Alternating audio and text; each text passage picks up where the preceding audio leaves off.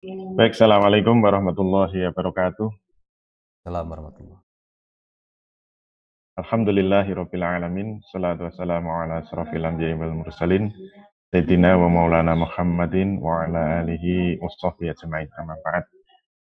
Bapak Ibu dan saudara-saudara sekalian, dimanapun berada, Alhamdulillah dalam kesempatan yang mulia ini kita bisa dipertemukan oleh Allah Subhanahu Wa Taala kembali dalam acara ngaji subuh ya. Itu tetap namanya. Subuh ngaji apa ngaji subuh? Iya betul. Nggak apa-apa ngaji subuh aja Baik, Ustaz. insya Allah acara kita masih tetap dan tempat saya juga masih tetap walaupun sudah banyak masukan. Kenapa backgroundnya selalu tumpukan batu bata. Kelihatan rumahnya belum jadi. Tapi memang ini modelnya begitu ya. Baik Bapak Ibu sekalian, sekarang kita masuk kepada pembahasan hukum kepemilikan di dalam Islam. Ini adalah ekonomi pasar syariah lapis 1. Jadi bagi yang sudah mengikuti materi saya secara urut, insya Allah tahu pembahasan kita itu di posisi mana. Tapi eh, tidak usah khawatir, ini kita tunjukkan bagaimana positioningnya, ya. Positioningnya. Jadi kita akan masuk pembahasan mekanisme pasar syariah. Ini yang penting dipahami. Insya Allah kita sudah akan mulai masuk mekanisme pasar syariah. Jadi kalau minggu kemarin sudah saya sampaikan, yang disebut sistem ekonomi itu harus apa? 4 unsur itu harus terpenuhi. Kalau 4 unsur tidak terpenuhi secara khas, maka itu tidak layak disebut sistem ekonomi. Mungkin layaknya disebut aliran ekonomi saja. Nah, kalau kita menyebut bahwa ekonomi Islam itu adalah sebuah sistem ekonomi, maka sebagaimana yang sudah saya tulis dalam buku saya, paling tidak ada 4 unsur yang harus ada. Yang pertama adalah tubuhnya itu apa, yang kedua darahnya itu apa, yang ketiga jantungnya itu apa, dan yang keempat pompa jantungnya itu apa. Nah ini sudah saya sampaikan, dan kita sudah masuk kepada sistem ekonomi Islam. Nah dalam sistem ekonomi Islam, berarti nanti harus kita lihat semuanya itu, tubuhnya apa, darahnya apa, jantungnya apa, dan pompa jantungnya apa. Nah, kita mulai dari tubuhnya dulu. Kita mulai dari tubuhnya. Nah, tubuh itu di dalam ekonomi Islam, nanti kita sebut ada pra-pasar, kemudian di dalam pasar, dan pasca pasar. Istilahnya begitu. Pra-pasar itu maksudnya sebelum masuk ke pasar. Itu harus sudah ada pengaturan yang jelas. Terus di dalam pasar sendiri ada pengaturan-pengaturan lagi. Terus pasca pasar, yaitu setelah keluar dari pasar, ini juga harus ada pengaturannya. Nah, ini insya Allah sudah saya sampaikan minggu yang kemarin. Berarti sekarang kita masuk ke pasar. Ini yang senang ibu-ibu ya. Mari kita belanja ke pasar, tapi belanjanya lewat online saja ya, karena pasarnya ditutup, harus social distancing. Berarti sekarang kita jalan-jalan di pasar virtual. Nah, eh, kemarin juga sudah saya sampaikan minggu lalu bahwa kalau melihat skema pasar ini, maka ini perbandingannya adalah mekanisme pasar bebas. Jadi ekonomi kapitalisme yang disebut juga sistem ekonomi kapitalisme itu juga punya andalan. Andalan utamanya adalah mekanisme pasar bebas. Nah, karena sekarang dunia itu boleh dikatakan 99% atau kalau terlalu banyak ya 95% itu semua menerapkan ekonomi kapitalisme dan inti ajaran dari ekonomi kapitalisme itu adalah mekanisme pasar bebas. Hampir tidak ada di seluruh negara ini yang tidak menerapkan ekonomi pasar bebas, termasuk di negara kita ini juga menganut ekonomi pasar bebas. Oleh karena itu, fakta juga sudah menunjukkan, ini sudah pernah kita jelaskan, mungkin 2 minggu sebelumnya, bahwa mekanisme pasar bebas ini senantiasa mengalami kegagalan. Senantiasa mengalami kegagalan. Dan kegagalannya itu selalu pada 2 kemungkinan. Ini yang mungkin sudah saya singgung. Kalau dia dalam keadaan sakit, kalau pasar bebas itu sakit akan menimbulkan krisis ekonomi. Kenapa krisis ekonomi itu berkelanjutan terus? Frekuensinya itu selalu tetap, selalu timbul tenggelam itu karena pasarnya itu mengalami sakit. Nah, kemudian sisi sebaliknya, kalau pasar ini sehat, kalau pasar kapitalisme itu sehat, itu akan mengalami hegemoni. Dia akan melakukan hegemoni yang sangat mengerikan sekali, sehingga bisa saja kekayaan yang melimpah ruah itu yang menguasai hanya segelintir orang. Jadi dulu ketika terjadi demo di New York itu kan eh, mereka mengatakan we are 99%. Kita ini adalah kelompok masyarakat yang 99% jumlahnya ya. Tapi kekayaannya hanya menguasai 1%.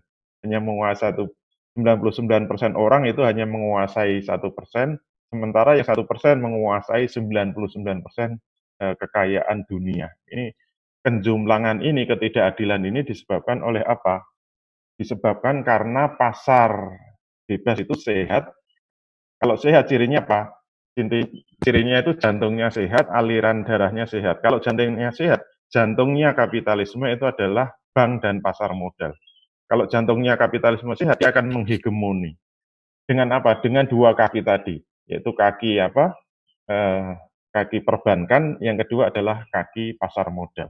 Dengan kekuatan itulah semua duit akan disedot ke dalamnya, karena dia jantung kan, dia akan menyedot semua uang masuk ke dalamnya, dan ternyata keluarnya itu hanya dinikmati oleh kelompok-kelompok tertentu saja. Siapa yang mengeruk sampai triliunan itu? Siapa yang bisa memanfaatkan misalnya arisan uang seluruh dunia, termasuk seluruh negara itu yang menikmati ya hanya itu saja. Yang akan mendapatkan limpahan kredit sampai triliunan ya hanya itu saja. Sehingga siapa yang menguasai pasar kita boleh dihitung. Silakan dihitung ada berapa perusahaan atau berapa PT yang menguasai kekayaan di Indonesia ini. Produk-produk misalnya produk rumah tangga seperti pasta gigi, seperti sabun, seperti sampo dan sebagainya, itu mereknya apa? Bisa dilihat. Itu dari PT apa? Saya tidak betul menyebut. Kemudian produk-produk dapur, mulai dari apa? Mulai dari tepung, kemudian ada mie instan, kemudian ada bumbu-bumbu dan sebagainya. Siapa yang menguasai kita bisa lihat. Produk-produk otomotif siapa yang menguasai? Pasti hanya eh, perusahaan-perusahaan tertentu saja yang memang sudah besar untuk semakin besar. Nah, inilah penjumlangan ekonomi akibat apa? Kegagalan mekanisme pasar bebas. Nah, untuk melawannya kita harus melawan dengan apa? Mekanisme pasar syariah. Ini istilah yang khas dari saya. Ini trademark yang saya buat sendiri untuk saya sendiri dan saya pahami sendiri. Yang lain terserah. Ini saya sebut mekanisme pasar syariah. Nah, minggu kemarin juga sudah saya singgung apa yang disebut mekanisme pasar syariah itu. Core-nya itu di titik nomor 8 itu, yang paling tengah itu bisa dilihat. Pasar itu memang misinya itu adalah harus bisa mewujudkan keadilan, yaitu keadilan pasar. Nah, ini kajian di Fakultas Ekonomi sudah sangat mendalam. Jadi ekonomi kapitalisme sendiri menyimpulkan bahwa keadilan itu hanya bisa terwujud kalau harga itu ditetapkan dengan menggunakan mekanisme pasar bebas, yaitu ketika kekuatan permintaan bertemu dengan kekuatan penawaran. Jadi kalau kekuatan permintaan dan penawaran itu bertemu di satu titik, itulah titik keseimbangan pasar dan itulah yang disebut keadilan pasar. Musuhnya apa? Musuh besarnya dari mekanisme pasar itu adalah kalau harga ditetapkan oleh negara. Kalau ada kekuatan-kekuatan yang bisa mengendalikan harga, inilah yang disebut dengan ketidakadilan ekonomi. Dan yang mereka musuhi apa? Yang mereka musuhi itu adalah negara. Kalau negara ikut campur dalam menetapkan harga-harga di pasar, itu dianggap tidak adil. Coba bayangkan misalnya pemerintah itu mengeluarkan aturan, apalagi dalam masa pandemi ini yang paling laris itu kan misalnya harga pulsa. harga apa pakai data itu misalnya paling laris, kemudian ditetapkan harganya minimal sekian, misalnya 1 giga itu harganya minimal 100.000. Ini kan marah semua gitu. Masa mahal sekali 1 giga 100, tidak boleh di bawah 100.000. Ini kan merusak mekanisme pasar. Yang disebut adil itu biarkan saja mekanisme itu terjadi. Penawaran ketemu permintaan. Sehingga yang disebut adil itu cirinya apa? Cirinya hanya dua. Yang menang itu adalah yang produknya bagus, kualitasnya bagus, dan harganya murah. Itu ciri-ciri keadilan pasar itu bisa terwujud. Jadi kalau nanti sampai terjadi, sudahlah harganya itu mahal, produknya tidak mutu, kok laku keras, itu berarti terjadi distorsi pasar. Itu namanya penyimpangan pasar. Itu berarti terjadi ketidakadilan pasar. Nah, itu mimpinya kapitalisme dengan mekanisme pasar bebasnya. Jadi mimpinya kalau mekanisme pasar dikembalikan pada kekuatan penawaran dan permintaan, itulah bertemunya titik keadilan pasar, yaitu apa? Itu harga yang paling adil untuk semua pihak. Nah, sekarang pertanyaan besarnya, apakah mimpi itu bisa terwujud? Apakah mimpi munculnya ekonomi pasar bebas yang adil itu bisa terwujud? Jawabnya sudah kita bahas, gagal total. Istilah orang Jawa apa? Gatot kaca ya, gagal total kakek cangkem. Masih lucu nggak? Nggak ada yang tertawa ya, berarti nggak lucu. Karena memang di mute semua. Itu namanya Gatot Kaca ya. Oleh karena itu, dalam buku saya kemudian saya bahas, kenapa itu gagal total? Kenapa? Karena pasar itu dibiarkan telanjang. Kalau pasar dibiarkan telanjang, itu pasti terjadi penjumplangan pasar. Pasar itu pasti menjadi tidak seimbang, pasti menjadi jomplang tadi. Yang kaya makin kaya, yang miskin makin miskin. Nah, kemudian ini berdasarkan apa kajian saya, ini kajian saya yang saya buat sangat serius ya, dengan mengeluarkan darah dan air mata. Luar biasa. Sampai mengeluarkan darah, maksudnya saya pas mikir ini di kerubung nyamuk gitu. Jadi saya cablek itu sampai berdarah-darah. Jadi darahnya, itu darah saya sendiri yang disedot nyamuk ya. Itu namanya sampai mengeluarkan darah. Air mata maksudnya apa? Sudah sampai mengantuk, menguap terus, keluar air matanya. Itu namanya dengan darah dan air mata. Nah, kemudian saya bisa merumuskan kalau pasar dibiarkan telanjang pasti menimbulkan distorsi. Bagaimana kita mengembalikan keadilan pasar? Syaratnya ada 8 lapis yang harus menjaganya. 8 lapis itu apa saja? Itu bisa dilihat, dan hari ini, pagi ini kita masuk lapis ke-1. Lapis ke-1. Lapis ke-1 itu kalau sampai tidak ditegakkan, sampai jebol, pasti ketidakadilan pasar itu akan terjadi. Nah, sekarang kita masuk kepada eh, lapis ke-1. Kenapa ada lapis ke-1? Ini flashback sebentar.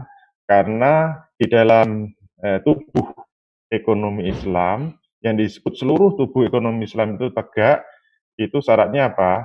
Pilar-pilar ekonomi Islam ini tegak. Yang pertama, pilar ekonomi Islam yang pertama adalah kepemilikan atau al-milkiyah.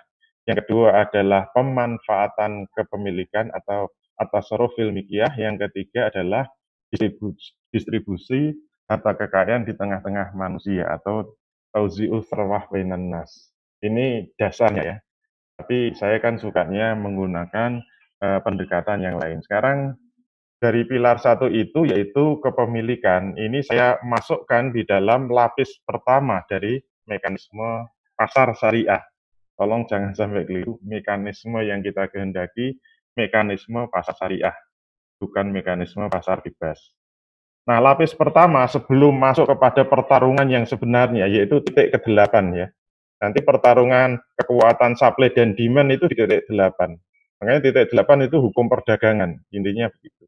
Jadi inti pertarungan antara supply dan demand itu di pasar. Pasar itu adalah jual beli sebenarnya, perdagangan. Petani itu menanam jagung di kebun kita, itu tetap nanti dalam rangka apa? Dijual ke pasar.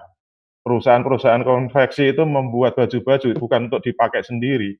Masa satu orang itu pakai 1000 baju kan ya nggak mungkin. Itu untuk dijual ke pasar. Produsen itu memproduksi untuk dijual ke pasar. Terus kemudian rumah tangga itu dia mencari uang, menjual tenaganya, menjual diri, maksudnya bekerja ya, itu dalam rangka mendapatkan uang untuk membeli di pasar. Jadi titik temu semua kegiatan ekonomi itu bertumpu di titik nomor 8 tadi, yaitu jual beli. Nah, sebelum mencapai ke situ, ini ada 8 lapis yang harus diketahui. Nah, lapis pertama itu adalah kepemilikan. Nah, sekarang kita lihat. Ternyata di dalam Islam, kepemilikan itu tidak dibiarkan bebas. Bagaimana kapitalisme. Nah, kesalahan terbesar dari kapitalisme itu apa? Karena menurut pandangan mereka yang disebut adil, kalau harta kekayaannya tersedia di muka bumi ini diserahkan pada semua individu untuk berebut secara bebas. Maka berlaku hukum rimba kan, siapa cepat dia dapat, siapa kuat dia dapat, siapa hebat dia kuat, dia akan dapat, siapa pintar dia akan dapat. Nah, siapa yang goblok dia akan tersingkir, siapa yang lemah, siapa yang ngantuan, ya tidur aja lah kalau sudah ngantuk. Dia tidak akan dapat, dia akan tersingkir. Baru kali ini saya ngelucu, ada yang ketawa. Dari tadi diem aja. Alhamdulillah ada yang tertawa gitu. Tertawa pagi hari itu sehat saja. Apalagi benar-benar lucu ya. Sudah banyak yang memberi masukan, wajah saya itu tidak lucu. Jadi saya berusaha untuk lucu. Gak ngantuk ya.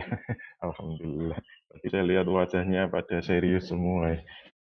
Baik, kita lanjutkan. Itu pandangan kapitalisme. Jadi menganggap adil itu semua bertarung secara bebas di pasar. Nah, lawannya adalah sosialisme. Kalau sosialisme menganggap apa?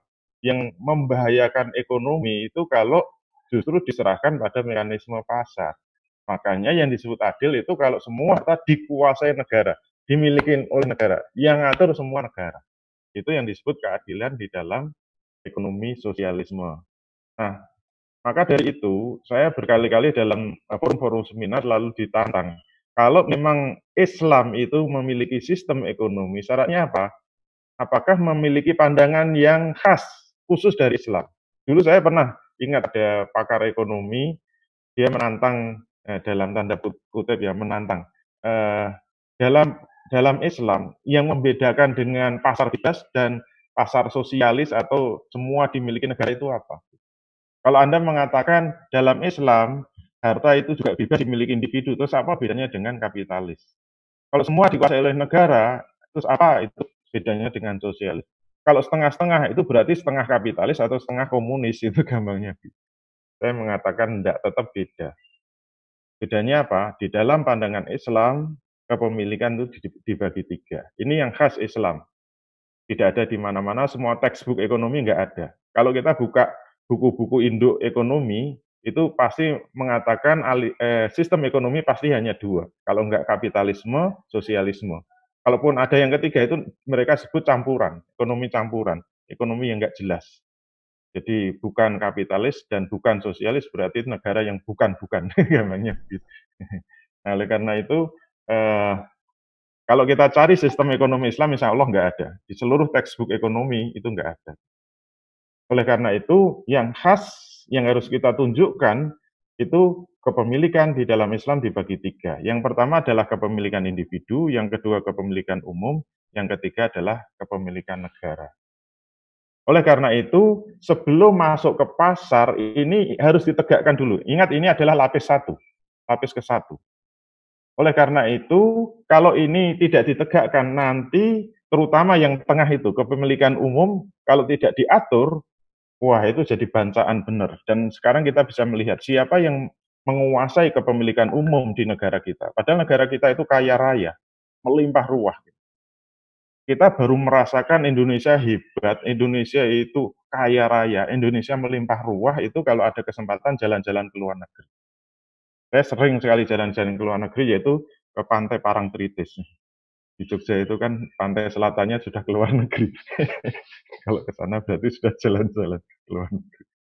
Kalau kita punya kesempatan jalan-jalan ke luar negeri, Ya, terutama yang punya kesempatan untuk umroh atau naik haji kan bisa lihat bagaimana negara-negara di Timur Tengah, ya Allah, ke sana kemari kita lihatnya cuma batu, ketemu batu. Kalau nggak batu ya ketemu batu.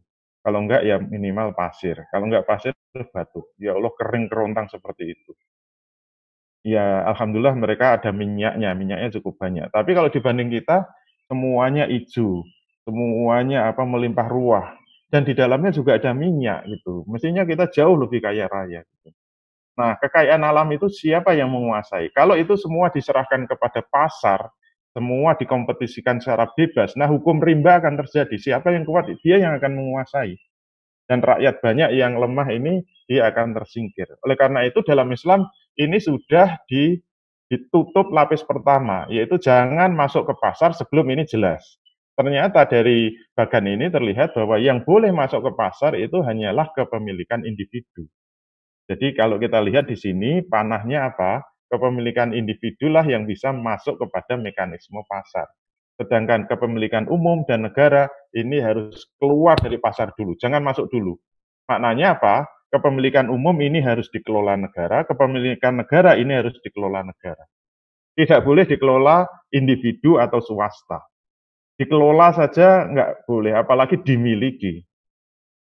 Nah, kalau di situ disebutkan dikelola oleh negara itu maknanya tidak dimiliki oleh negara. Negara hanya mengelola, kemudian hasilnya didistribusikan kepada seluruh rakyat. Sedangkan kepemilikan negara itu dimiliki negara dan dikelola oleh negara. Nah, nanti yang bisa masuk kepada mekanisme pasar itu hanya kepemilikan individu. Nanti insya Allah minggu depan baru lapis kedua. Nanti ada lapis ketiga, lapis keempat, dan benar-benar masuk ke pasar itu lapis ke-8. Ini seperti apa, nanti penjelasannya panjang. Nah, sekarang kita lihat dalil-dalilnya dulu. Kenapa ada kepemilikan individu, umum, dan negara? Mungkin karena waktunya pendek ya, kita lihat sepintas saja. Jadi, dalil yang pertama kita lihat dari Al-Baqarah 29. Jadi kenapa ada yang disebut kepemilikan individu? Wallazi khalaqalakum ma fil ardi jami'a. Dialah Allah yang telah menjadikan segala apa yang ada di bumi itu untuk kamu. Jadi di situ ada ma fil ardi itu menunjukkan lafadz umum. Semua apa yang ada di bumi itu diserahkan kepada manusia semuanya. Berarti itu hukum asalnya bumi ini diciptakan untuk manusia. Silakan manusia mau memanfaatkan semaksimal mungkin. Ini hukum asal kepemilikan individu. Nah, kaidah usulnya kan dalilul am yabqa fi umumihi malam yarid dalilul takhsisi. Dalil yang umum tetap berada pada keumumannya selama tidak ada dalil yang mengecualikannya atau mentakhsisnya. Jadi nanti semua bumi itu memang diserahkan kepada individu secara bebas, tetapi nanti dikecualikan kalau ada harta yang memang tidak boleh dimiliki oleh individu. Nanti kita bisa lihat. Dalil yang kedua juga dari Al-Quran, yaitu surat Al-Jasiyah ayat 13. Fasakhkhara lakum ma fis samawati wa ma fil ardi jami'an minhu. Dialah yang telah mendudukkan untuk kamu apa yang di langit dan apa yang di bumi semuanya sebagai rahmat darinya. Itu menjadi dalil juga bahwa bumi kalau kurang ya langit itu semua ditundukkan. Allah menciptakan itu untuk kepentingan manusia semuanya. Ini secara umum terus. Nah, nanti yang mengecualikan apa? Ketika ketemu dalil-dalil khusus sehingga ini tidak boleh dimiliki oleh individu, tapi hanya boleh dimiliki oleh umum. Nah, itulah yang memunculkan kepemilikan umum. Jadi kepemilikan umum itu ada 3, yaitu barang kebutuhan umum, ini istilah mudahnya saya. Berarti barang ini kalau tidak ada, maka masyarakat nggak bisa hidup, gampangnya ini. Gampangnya seperti itu. Itu namanya barang-barang kebutuhan umum. Nah, seperti air itu kan kebutuhan umum. Coba kalau kita punya perumahan mewah tapi nggak ada airnya, terus untuk apa? Apa kita mau makan keramik yang mewah itu kan nggak bisa. Itu menunjukkan nanti seperti listrik atau energi itu kebutuhan umum, termasuk air itu kebutuhan umum dan seterusnya. Kalau zaman Nabi itu padang gembalaan, karena kalau itu nggak ada ya ternak-ternaknya pada mati gitu. Yang kedua, tambang-tambang yang besar. Itu maknanya tambang yang kecil boleh dimiliki individu. Terus yang ketiga, sumber daya alam yang sifat pembentukannya itu memang tidak bisa dimiliki oleh individu. Nah, dari mana kesimpulan itu? Tentu saja digali dari dalil-dalil. Kita lihat dalil-dalilnya. yang bisa kita kita cermati. Yang pertama barang kebutuhan umum, itu munculnya dari apa? Itu ada hadisnya, hadis riwayat Abu Daud. Kemudian ada hadis riwayat Imam Ibnu Majah. Jadi hadisnya sama, tapi Imam Ibnu Majah itu buntutnya ada tambahan sedikit itu. Jadi hadisnya qala Rasulullah sallallahu alaihi wasallam al-muslimuna syuraka'u fi salasin fil ma'i wal kala'i wan nari. Kemudian dalam hadis riwayat Ibnu Majah ada tambahan wasamanuhu haram. Jadi Rasul sallallahu alaihi wasallam bersabda, al-muslimuna syuraka'u fi salasin. Kaum muslimin itu berserikat pada 3 kepemilikan. Dalam redaksi yang lain, dalam hadis yang lain kadang-kadang disebut an-nasu syuraka'u fi salasin. Manusia atau seluruh rakyat itu memiliki secara bersama syuraka'u fi salasin dalam 3 kepemilikan. Jadi kadang-kadang hadisnya disebut al-muslimuna syuraka'u, kadang-kadang an-nasu syuraka'u fi salasin, yaitu maksudnya apa? Barang ini menjadi milik bersama. Maksudnya memang tidak boleh dimiliki individu. Ini barang yang harus dimiliki secara bersama. Yang pertama apa? Fil ma'i wal kala'i wan nari. Yang pertama adalah sumber daya air, yang kedua adalah padang gembalaan, yang ketiga adalah api atau energi. Kemudian ada tambahan wasamanuhu haramun, dan harganya itu haram. Maksudnya apa? Menjual barang ketiganya kepada rakyat itu hukumnya haram. Walaupun ini penjelasannya panjang ya. Nah, nanti dalam kitab-kitab yang lebih tebal itu nanti ada penjelasan bahwa ini sebenarnya mengandung ilat ya. Tapi ilatnya adalah istimbatiyah. Sehingga nanti kalau akan dipertanyakan ya bisa kita singgung sejenak, kenapa seperti air itu milik umum. Dan ini ada ilatnya, kapan air ini harus menjadi milik umum dan kapan boleh menjadi milik individu. Ternyata ada ilatnya, yaitu apa? Ketika itu menjadi kebutuhan umum yang kalau sampai ada individu yang menguasainya, maka yang lain-lain tidak akan bisa memperoleh air itu. Maka status air itu langsung berubah menjadi milik umum. Jadi misalnya ya, kita di rumah kan punya sumur-sumur pribadi. Pertanyaannya, boleh nggak kita punya sumur pribadi? Jawabannya tergantung ilatnya.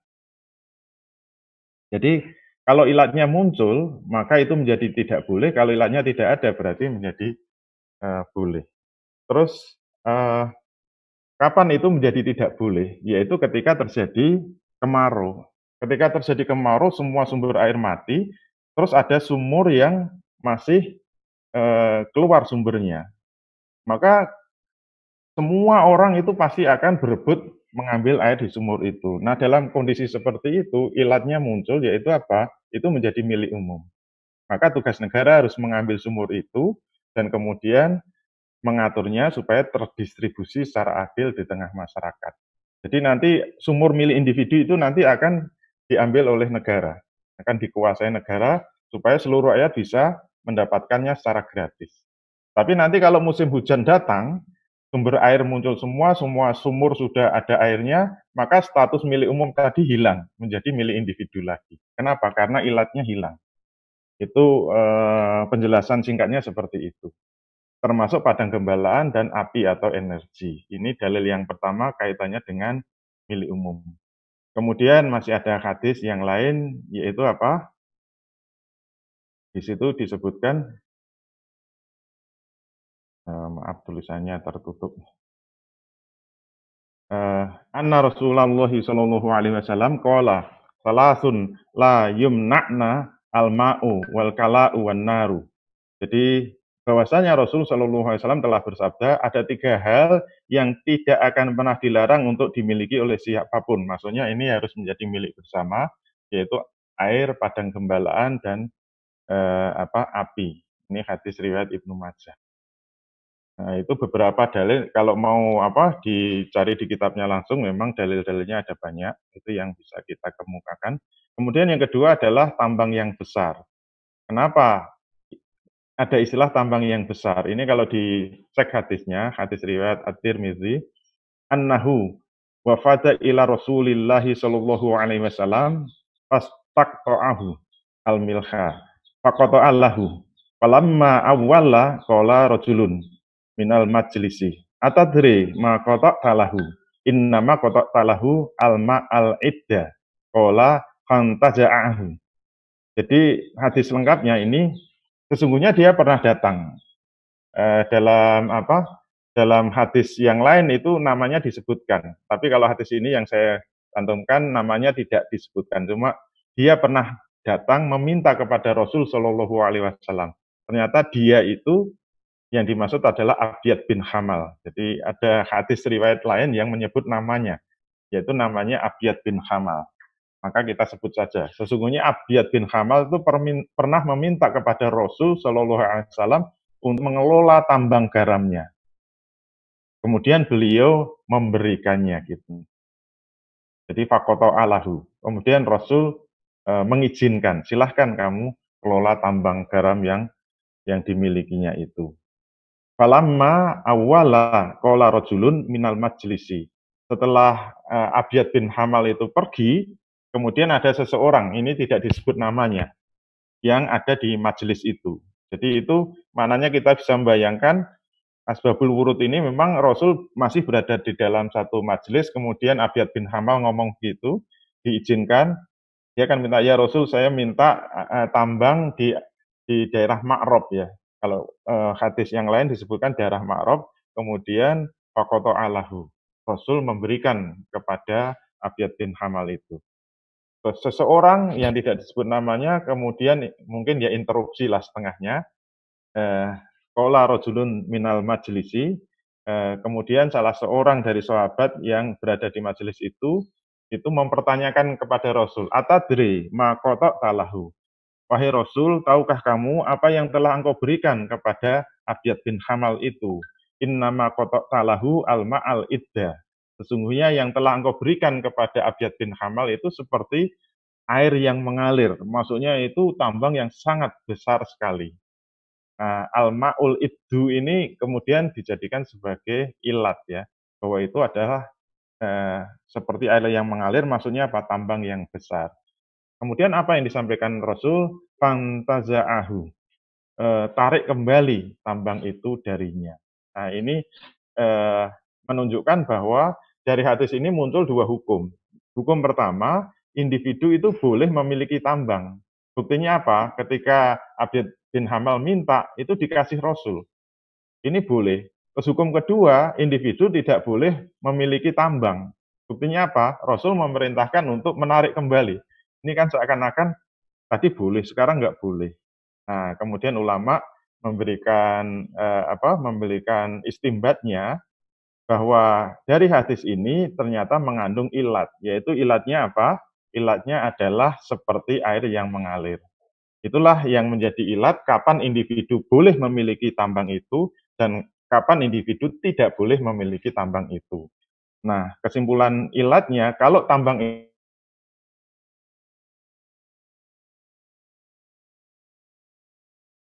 kecil atau mafhum mukhalafahnya, pemahaman sebaliknya, kalau tambang itu kecil, individu boleh memilikinya. Itu penarikan hukumnya dari hadis ini seperti itu. Maka tambang-tambang yang besar seperti sekarang ini harus sudah di-close. Tidak boleh dimiliki swasta atau individu, apalagi swasta asing. Ini tidak boleh masuk kepada mekanisme pasar syariah antar individu, nggak boleh. Ini harus sudah disingkirkan, dia harus menjadi milik umum, maka tugas pemerintah, tugas negara itu hanya mengelola, kemudian hasilnya harus didistribusikan secara adil kepada rakyat. Sekarang yang nomor 3 yaitu sumber daya alam yang sifat pembentukannya tidak mungkin dimiliki oleh individu. Ini beberapa hadisnya yang bisa kita kemukakan. Qulna ya Rasulullah ala nabni laka baitan tuzilluka biminna. Qala la minna munahu man sabako. Jadi ini hadis ketika Rasul haji. Nah, haji salah satu wajib haji mabit di Mina. Jadi di dalam haji itu ada wajib, ada fardu ya.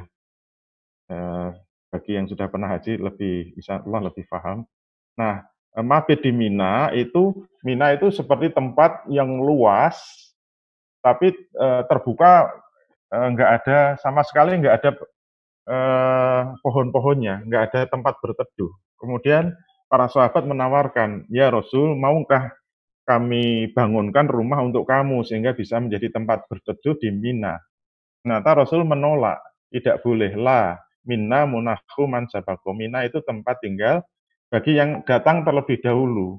Maka jamaah haji itu kalau datang ke Mina untuk mabit, kalau dia lebih dulu ya dia silakan membangun tendanya paling dekat dengan Jamarot, misalnya begitu. Nanti berikutnya sebelahnya, itu yang dikehendaki Rasul. Berarti tidak boleh membangun bangunan yang permanen di Mina. Berarti apa? Mina itu tempat umum, tempat milik bersama, yang boleh dibangun tenda-tenda bagi yang pertama kali datang. Setelah itu ya sudah bubar lagi, tetap menjadi milik umum. Itu salah satu dalil bahwa memang ada tempat-tempat yang itu harus menjadi milik umum dan tidak boleh dimiliki oleh individu. Nah, ini bisa ditarik kepada kepemilikan-kepemilikan yang lain seperti jalan raya atau jembatan atau pantai, gunung, lembah dan sebagainya. Nah, kemudian yang terakhir kepemilikan negara ini ada banyak dan dalil-dalilnya itu sangat jelas karena kebanyakan dari Quran ya, kalau kepemilikan negara seperti jizyah, kharaj, kemudian ghanimah, fa'i, usr, 20% dari rikas atau seperlima dari harta galian ya, dari tambang kepemilikan tambang yang kecil, terus harta tanpa ahli waris, harta orang murtad, lahan, barang, bangunan milik negara, dan seterusnya. Ini adalah kepemilikan negara yang karena dalilnya sudah sangat masyhur, kita temukan dalam Al-Quran, mungkin tidak perlu kita bacakan dalil-dalilnya karena waktunya juga sudah lewat sangat jauh. Nah, itu inti lapis pertama, pembagian kepemilikan ini harus jelas, sehingga apa? Keumuman dari dalil individu boleh memiliki apa yang sudah disediakan Allah di langit maupun di bumi ini, kemudian dikecualikan dengan kepemilikan umum dan kepemilikan negara. Ini tidak boleh dikompetisikan secara bebas antar individu. Kalau ini dilanggar, inilah yang menimbulkan kenjumplangan pasar, atau bahasa Jawanya itu distorsi pasar. Kalau kenjumplangan bahasa Jerman. Baik, Bapak Ibu sekalian, insya Allah untuk lapis 1 sudah kita selesaikan.